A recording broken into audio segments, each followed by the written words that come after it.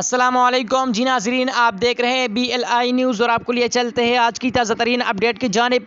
मिसबाह-उल हक 47 बरस के हो गए। पाकिस्तान टीम के हेड कोच और साबिक कप्तान मिसबाह-उल हक 47 बरस के हो गए। साबिक कप्तान मिसबाह-उल हक ने पाकिस्तान को बतौर कप्तान टेस्ट रैंकिंग में पहली पोजीशन दिलाई। उसके अलावा वो T20 रैंकिंग में पहली पोजीशन हासिल करने वाले पहले पाकिस्तानी बैट्समैन बने। उन्होंने टेस्ट क्रिकेट में 54 गेंदों पर 23 सेंचुरी का ब्रेंडन मैकलम का रिकॉर्ड बराबर किया। मिसबाह-उल हक बतौर कोच और कप्तान जनूबी अफ्रीका को उनके होम ग्राउंड में वनडे सीरीज हराने वाले एशिया के पहले कोच और कप्तान है।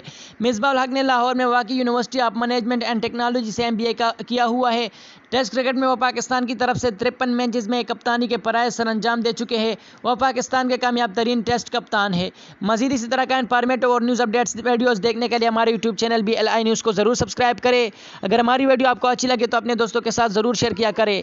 हमारी वीडियो पर लाइक और कमेंट भी किया करें। मिलते हैं किसी नई वीडियो में, तब तक के लिए अपने दोस्त अपने भाई तौसीफ अहमद को इजाज़त दीजिए। अल्लाह हाफिज़।